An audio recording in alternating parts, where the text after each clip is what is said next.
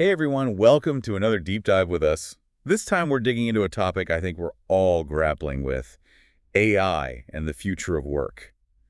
You guys sent over a really interesting mix of stuff for this one too. Yeah, some big reports, some more opinionated pieces. Should be interesting to see what shakes out. For sure. We've Yeah. got McKinsey in the mix. Always love their insights. Oh, and the OECD report too. Good stuff.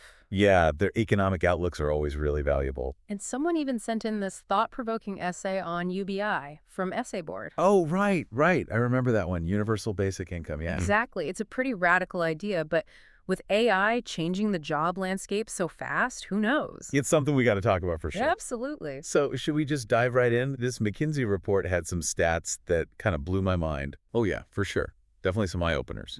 The pandemic really accelerated some existing trends, didn't it? Totally. Like, remember how everyone was talking about the Great Resignation? Yeah, like everyone was just quitting their jobs. Right. But it wasn't just about quitting. It was way more than that. McKinsey found a whopping 8.6 million career changes in the U.S. alone. Whoa, 8.6 million. Yeah, just between 2019 and 2022. That's huge.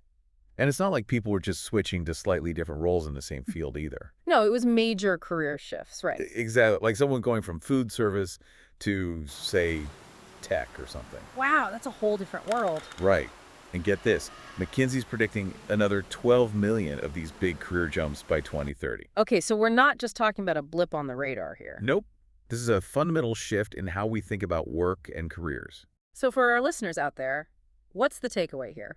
What does all this job hopping really mean? I think it means adaptability is key. You can't just rest on your laurels anymore. The days of learning one skill and coasting through your career are over? Totally. You got to be constantly learning, evolving, upskilling. It's like less of a career ladder now and more like a... A jungle gym? Yes. A career jungle gym. Yeah. Love it. You got to be agile, ready to swing in any direction. Exactly. Yeah, it's like the old career playbook is totally getting tossed out. And a big part of that has got to be AI, right? Well, absolutely. AI is going to be huge. I think we all kind of knew it was coming for those more routine tasks. Yeah, like data entry, that kind of thing. Right, but these reports, especially the McKinsey one, suggest it's going to be way more than that. Oh, yeah. Way more. This is about AI moving beyond just following instructions. It's like AI actually starting to think for itself. Well, think might be a strong word, but it's definitely about AI taking on tasks that require more creativity, more critical thinking. Stuff we used to think only humans could do. Exactly. Like this McKinsey report, they highlight generative AI as a real game changer. Generative AI, that's the stuff that can write code, create content. Exactly. Things like writing code, crafting marketing materials, even analyzing legal documents. It's kind of wild when you think about it. Like, is AI going to be writing this podcast script anytime soon? That's a good question.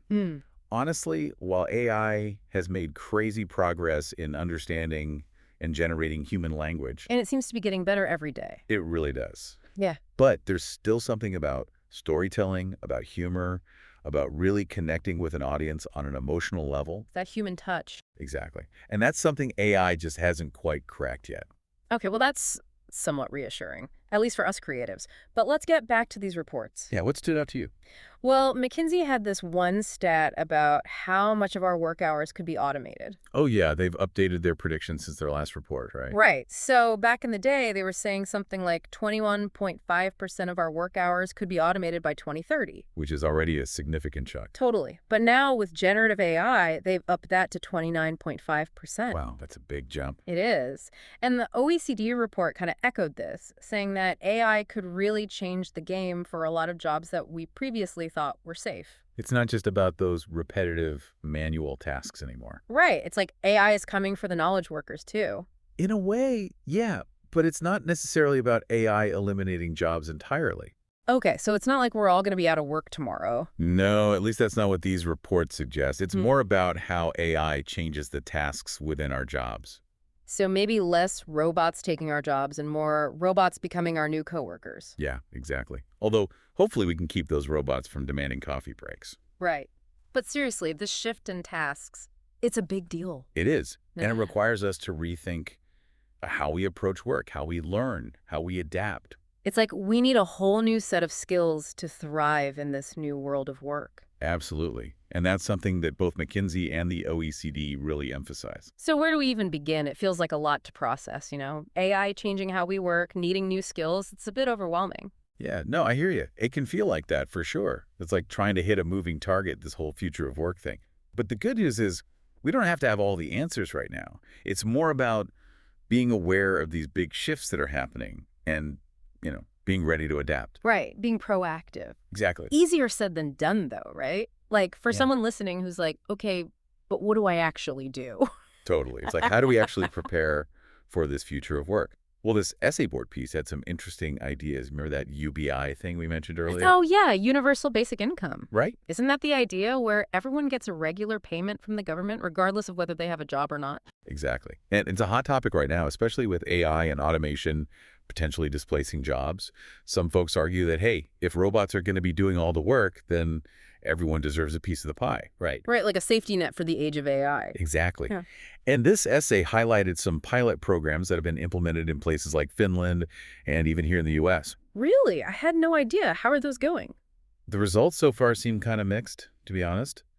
Some studies show that UBI can actually improve well-being and reduce poverty, but then there are questions about whether it discourages people from working or, how we could even afford it on a larger scale. Yeah, the funding part seems like a big hurdle. It's one thing to run a small pilot program, but another entirely to implement it nationwide. Totally. But even if UBI isn't the magic bullet, all of these reports agree on one thing. Reskilling and lifelong learning are absolutely crucial. That seems to be the common thread here, right? No matter what happens with AI and the job market, we got to be constantly learning and adapting. 100%. The skills you have today might not be the ones you need 5 years from now, let alone 10 or 20. So it's not like you graduate, get a job, and you're set for life. It's about embracing this idea of, like, always be learning. Yeah, always be learning. Right. It's less about that one perfect job and more about constantly evolving your skill set. So does that mean everyone needs to become a coder or an AI expert? Not necessarily. While those technical skills are super important, especially in fields related to AI, there's a growing emphasis on something else, those uniquely human skills. You mean like creativity, problem solving, critical thinking, that kind of stuff? Exactly. Those soft skills, or whatever you want to call them, they're becoming more and more valuable because those are the skills that are really difficult to automate. Yeah. It's like in a world that's increasingly driven by technology, it's our humanness that really sets us apart. 100%. And that's something that McKinsey highlights as a huge opportunity to make the workforce more inclusive. More inclusive, how so? Well, if employers start focusing less on traditional credentials like what school you went to or how many years of experience you have, and more on the actual skills and potential that someone brings to the table. Then it opens up a lot more possibilities for a lot more people. Exactly. We could start to see people from all walks of life thriving in this new world of work, like retirees who want to stay engaged, people with disabilities who've been overlooked, folks in rural communities who haven't had the same opportunities. It's about recognizing and valuing the unique talents that everyone has to offer. Precisely. And in a world where AI is handling more and more of those routine tasks, it's our creativity, our empathy, our ability to connect with each other on a human level is going to become even more important. I love that. It's like, as much as AI is changing things, it's also reminding us of what makes us human. So we've covered a lot of ground today. The future of work is definitely in flux, with AI playing a major role. What's the one key takeaway you hope listeners walk away with today? I think the most important thing to remember is that the future isn't set in stone. It's not like this preordained path we're all stuck on. We have choices to make. AI is going to keep changing things, no doubt, but we have the power to shape how that unfolds. And a big part of that is embracing lifelong learning, building those uniquely human skills, and being adaptable and resilient. Absolutely. It's not about fearing the future. It's about being ready for it. And on that note, here's something for everyone to think about. We've explored these big trends shaping the future of work, but what specific skills do you think will be most valuable in your field as AI becomes more integrated? How can you start preparing yourself today, not just for the jobs of tomorrow, but for those tasks that AI is going to change? It's something to consider. Thanks for joining us for this depth dive into AI and the future of work. Until next time, stay curious and keep exploring.